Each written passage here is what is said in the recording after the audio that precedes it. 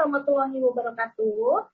Baiklah, kami di sini akan berdiskusi tentang penerapan good corporate governance kepada perusahaan di daerah Tarakan. Mata kuliah pengantar bisnis yang terdiri dari 5 orang dalam satu kelompok, yaitu saya, Lili Profiawati, dengan NIM 221102431181. Lalu ada Perkenalkan, nama saya Mita Sintia, NIM 2211102431213. Perkenalkan, nama saya Salat Syahi Maharani, NIM saya 22111024313440. Perkenalkan, nama saya Ranti Hartati, NIM saya 221102431172. Perkenalkan, nama saya Erina Irza Fatima dengan NIM 2211102431391.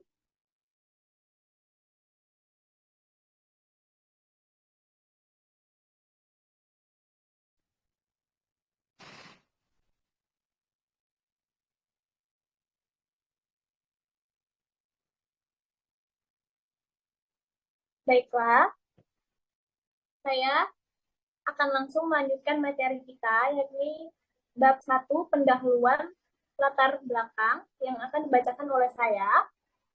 Di sini saya akan membacakan tentang koperasi sebagai sebuah lembaga bisnis telah terbukti menjadi penggerak ekonomi masyarakat.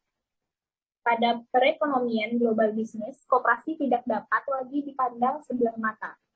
Dalam perkembangannya, dikarenakan koperasi memiliki lebih dari 1 miliar anggota di seluruh dunia, membantu pembangunan ekonomi dengan memasarkan sekitar 50% hasil pertanian global, dan mempekerjakan lebih dari 1 juta tenaga kerja. Hingga tahun 2015, jumlah koperasi di Indonesia telah mencapai lebih dari 212 unit dengan jumlah 30 juta orang dan memiliki volume usaha lebih dari 266 rupiah. Perkembangan koperasi di Indonesia juga diikuti perkembangan koperasi di daerah-daerah, khususnya Kota Tarakan sebagai salah satu kota di Provinsi Kalimantan Utara. Hingga Mei 2016, Kota Tarakan memiliki 190 unit koperasi dengan jumlah anggota 3.500 orang. Dari 190 unit koperasi yang aktif, 112 unit, dan yang telah melaksanakan RAT sebanyak 38 unit. Lalu ada Good Corporate Governance atau bisa disingkat GCG atau Tata Kelola Perusahaan. Good Corporate Governance merupakan instrumen dan konsep sebagai langkah pembaharuan dalam setiap organisasi, apapun bentuknya. Hal ini juga diarahkan untuk membangun kultur dan kesadaran pihak-pihak dalam koperasi untuk senantiasa menyadari misi dan tanggung jawab sosialnya, yaitu mensejahterakan anggotanya. Pembangunan kesadaran akan mencapai tujuan merupakan modal penting bagi pengelolaan koperasi secara profesional, amanah, dan akuntabel. Lalu, materi bab 2 akan dilanjutkan dengan Saudari Mita. Baik, saya akan menjelaskan materi yang akan saya jelaskan. Bab 2, Evaluasi dan evaluasi penerapan Good Corporate Governance pada koperasi-koperasi di Tarakan. Good Corporate Governance dapat dijelaskan dalam perspektif yang sempit atau perspektif yang lebih luas. Pada perspektif sempit lebih merujuk pada teori dasar keagenan, yaitu Good Governance merupakan hubungan antara manajemen dan pemilik perusahaan. Peran Good Governance berfungsi sebagai pengawasan dan pengendalian yang memastikan bahwa manajemen mengelola perusahaan sesuai dengan tujuan dan kepentingan pemilik perusahaan dalam jangka panjang. Good governance pada perspektif yang lebih luas tidak hanya dijelaskan melalui hubungan antara manajemen dan pemilik perusahaan saja, tetapi dapat dilihat sebagai hubungan antara manajemen perusahaan dengan pihak-pihak lain yang berkepentingan pada perusahaan seperti karyawan, pelanggan, pemasok, pemegang obligasi. Kemudian, pada peranan good governance menjadi lebih luas yaitu sebagai fungsi pengendalian dan penguasaan pada manajemen guna memperoleh legitimasi dengan memenuhi akuntabilitas serta regulasi pada kepentingan pihak luar perusahaan. Good governance merupakan struktur proses budaya dan sistem untuk menghasilkan kesuksesan pada sebuah organisasi. Good governance menjadi sistem aturan yang mengatur hubungan antara pemilik perusahaan, manajemen perusahaan, pihak kreditur, pemerintah, karyawan, serta para pemegang kepentingan internal dan eksternal lainnya sebagai suatu sistem yang mengatur dan mengendalikan perusahaan dengan tujuan menciptakan nilai tambah bagi stakeholder perusahaan. Meskipun prinsip dan praktiknya good governance koperasi memiliki banyak kesamaan dengan tata kelola perusahaan, ada beberapa hal yang membedakannya dari tata kelola badan usaha lainnya. Menurut pedoman tata kelola Koperasi Pertanian Bhutan yang dikeluarkan Royal Government of Bhutan tahun 2011, keunikan tata kelola koperasi diantaranya adalah yang pertama, A. Kegiatannya didasarkan pada prinsip dan nilai dasar dan etika yang diakui secara internasional. Yang kedua, koperasi merupakan badan usaha sekaligus perkumpulan individu. Yang ketiga, koperasi dimiliki dan dikontrol oleh anggota yang memperoleh manfaat dari produk dan jasa yang dihasilkannya. Yang keempat, koperasi adalah organisasi demokratis yang dikontrol oleh anggotanya. Baik, materi selanjutnya akan dibahas oleh Saudari Rani. Baik, saya akan melanjutkan penjelasan dari Saudari Mita.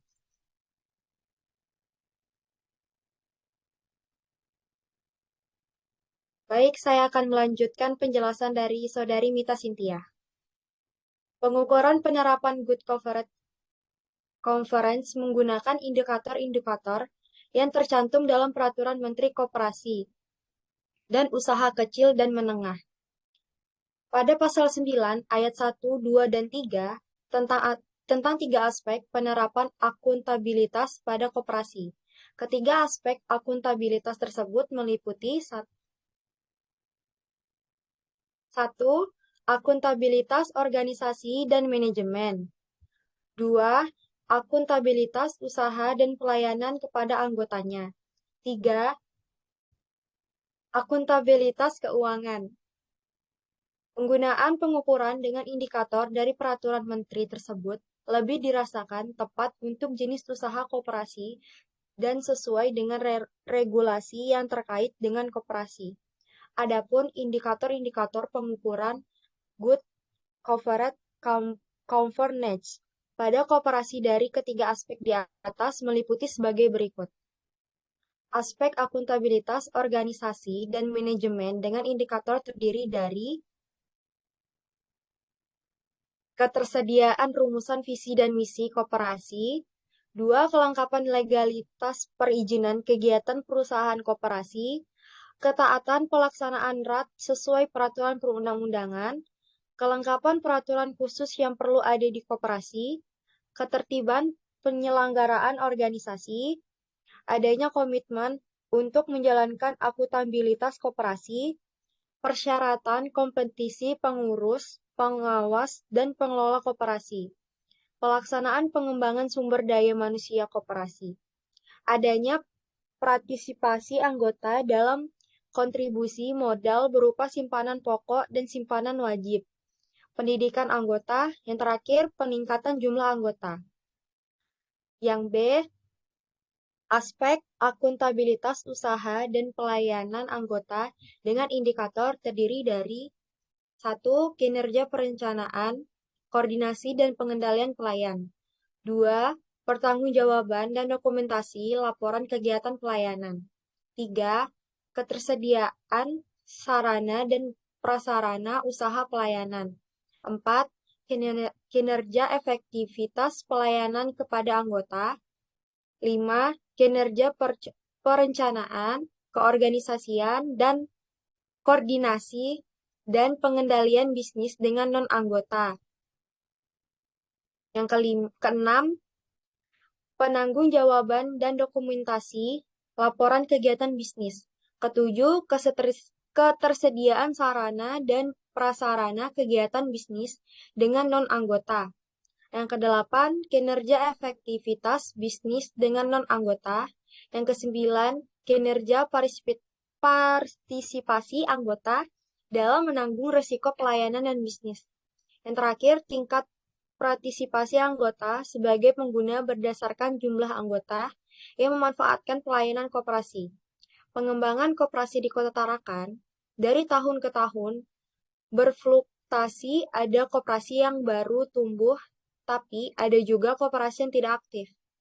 Koperasi yang baru tumbuh karena didasari kebutuhan masyarakat atau UKM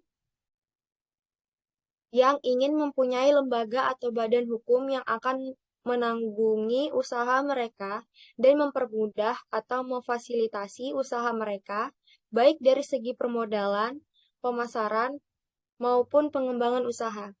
Selanjutnya akan dilanjutkan oleh Saudari Ranti Hartati.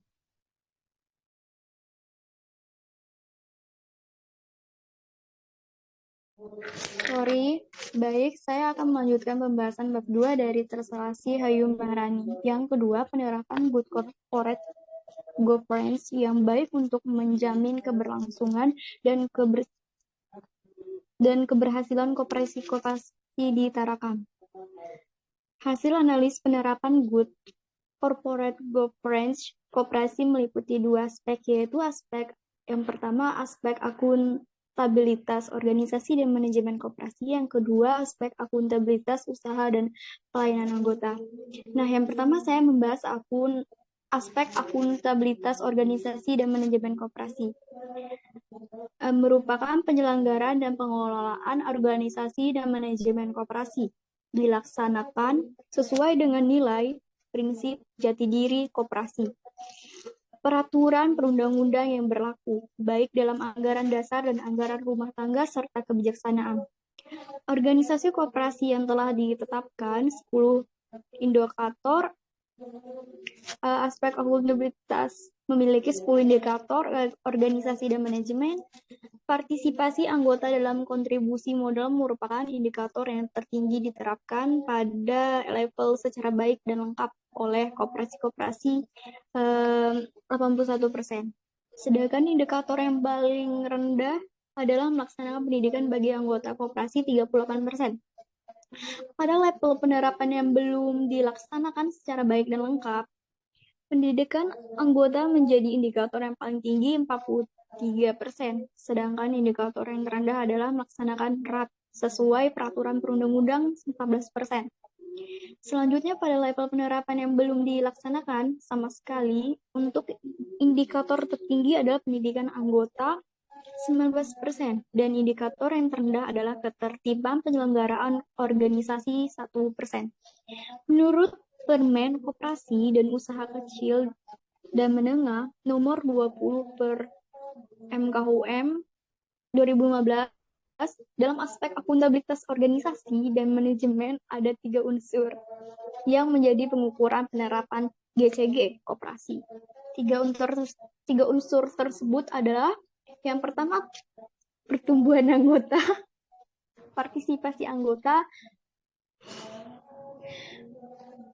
manajemen kelembagaan. Beberapa indikator yang menjadi perhatian khusus dalam penerapan GCG. Aspek akuntabilitas organisasi dan manajemen adalah penerapan, pendidikan anggota, dan penambahan jumlah anggota. Karena kedua indikator tersebut merupakan indikator yang paling besar dari indikator lainnya, pada level belum diterapkan sama sekali 19% dan 14%. Kemudian juga yang menjadi catatan paling hampir semua indikator menunjukkan masih adanya beberapa koperasi yang tidak menerapkan sama sekali aspek akuntabilitas organisasi dan manajemen. Dan selanjutnya yang kedua, aspek akuntabilitas usaha dan pelayanan anggota yang merupakan pertanggungjawaban usaha dan pelayanan yang lebih baik kepada para anggota dan masyarakat di sekitarnya, sesuai dengan kebijaksanaan yang telah ditetapkan dalam rencana kerja atau yang disebut RK dan rencana rencana anggaran, pendapatan dan belanja koperasi atau yang disebut RAPBK guna mendukung dan meningkatkan kesejahteraan anggota dan masyarakat di wilayah kerja koperasi. Penerapan GCG dalam aspek akuntabilitas usaha dan pelayanan anggota pada level penerapannya belum dilaksanakan secara baik dan lengkap. Kinerja partisipasi anggota dalam menanggung risiko pelayanan dan bisnis menjadi indikator yang paling tinggi 40%. Sedangkan indikator yang terendah adalah pertanggungjawaban dan dokumentasi laporan kegiatan pelayanan dan pertanggungjawaban dan dokumentasi laporan kegiatan bisnis 24%. Selanjutnya, level penerapan yang belum dilaksanakan sama sekali untuk indikator tertinggi adalah penerapan ketersediaan sarana dan prasarana kegiatan bisnis dengan non-anggota 40%. Dan indikator yang terendah adalah pertanggungjawaban dan dokumentasi laporan kegiatan pelayanan dan kinerja efektivitas pelayanan kepada anggota 1%. Kemudian untuk unsur pelayanan kegiatan bisnis atau yang disebut neto dengan non-anggota untuk penyediaan sarana dan prasarana menunjukkan komposisi penerapan dengan baik dan lengkap sebesar 33%. Komposisi belum menerapkan dengan baik dan lengkap sebesar 26%. Dan komposisi belum menerapkan sama sekali sebesar 40%. Sedangkan untuk kinerja aktivitas bisnis pelayanan non-anggota menunjukkan komposisi penerapan dengan baik dan lengkap sebesar 38%. Komposisi belum menerapkan dengan belum baik dan lengkap sebesar 29%. Dan komposisi belum menerapkan sama sekali sebesar 33%. Nah, pada unsur penerapan laporan keuangan yang diaudit oleh akuntan publik menunjukkan masih sedikitnya koperasi menerapkan audit dari pihak eksternal 31% dan juga menjadi indikator yang terbesar untuk level belum menerapkan dengan baik dan lengkap 36%, serta pada level belum menerapkan sama sekali 33%. Audit laporan keuangan dengan menggunakan pihak eksternal yang di independen atau akuntan publik bertujuan untuk mengurangi serta meniadakan terjadinya kecurangan manipulasi dalam penyajian laporan keuangan. Audit eksternal juga bertujuan mengurangi konflik agensi sehingga manajemen atau yang disebut agen benar-benar melaksanakan kegiatan koperasi untuk kepentingan anggota prinsipal pada unsur likuiditas atau pemenuhan kewajiban jangka pendek menunjukkan telah dilaksanakan dengan cukup baik oleh koperasi-koperasi tarakan. 65% koperasi telah menerapkannya dengan baik, 31% yang belum menerapkan dengan baik, serta hanya 4% yang tidak menerapkan sama sekali. Begitu juga untuk unsur-unsur solvabilitas, perputaran aset, rentabilitas, serta perputaran modal kinerja atau yang disebut piutang dan persediaan. Menunjukkan penerapan yang cukup baik di mana semua unsur telah diterapkan dengan baik dengan komposisi di atas 60%. Dan komposisi belum menerapkan sama sekali juga relatif kecil di bawah 9%. Sehingga dapat dinyatakan koperasi-koperasi di Kota Tarakan secara umum memiliki tingkat likuiditas, solvabilitas, activity aset, rentabilitas, serta perputaran modal kerja yang cukup baik. Pada aspek akuntabilitas keuangan yang menjadi catatan penting bahwa pada semua indikator masih terdapat beberapa koperasi yang tidak menerapkan sama sekali. Kemudian yang menjadi perhatian khusus adalah masih lemahnya penerapan audit laporan keuangan dengan menggunakan pihak eksternal yang independen atau disebut akuntansi publik. Sekian dari saya. Selanjutnya akan penutup dibacakan oleh Erja Fatimah.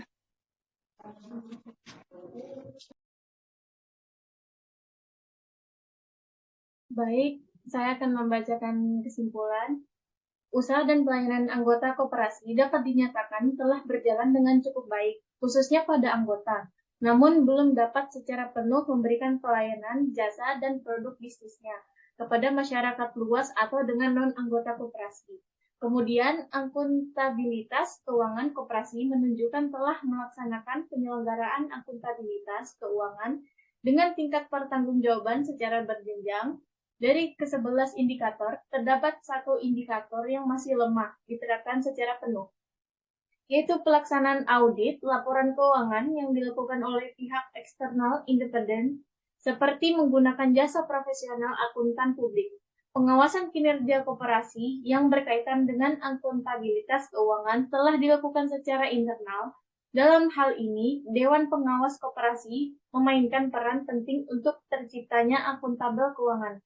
Secara umum, koperasi-koperasi Kota Tarakan memiliki kinerja yang cukup baik, berkaitan dengan tingkat likuiditas, solvabilitas, activity aset, rentabilitas, dan pendaya gunaan modal kerja.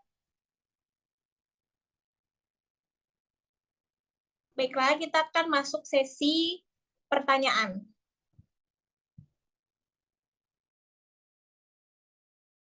Baik, saya ingin bertanya, apa saja peranan good governance? Itu saja yang saya ingin tanyakan.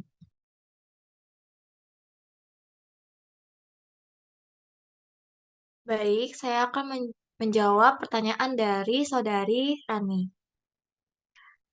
Peranan good governance yaitu sebagai fungsi pengandalian dan pengawasan pada manajemen guna memperoleh legitimasi dengan memenuhi akuntabilitas serta regulasi pada kepentingan pihak luar perusahaan. Good governance merupakan struktur, proses, budaya, dan sistem untuk menghasilkan kesuksesan pada sebuah organisasi. Good governance menjadi sistem aturan yang mengatur hubungan antara pemilik perusahaan, manajemen perusahaan, pihak kreditur, pemerintah, karyawan, serta para pemegang kepentingan internal dan eksternal lainnya sebagai suatu sistem yang mengatur dan mengendalikan perusahaan dengan tujuan menciptakan nilai tambah bagi stakeholder perusahaan. Baik, itu saja yang bisa saya jawab. Apa Saudara Rani sudah merasa cukup? Terima kasih atas penjelasannya, Saudari Mita. Bagi saya sudah cukup. Terima kasih. Oke, sama-sama. Baiklah, sekian dari kami. Mohon maaf apabila ada salah-salah kata.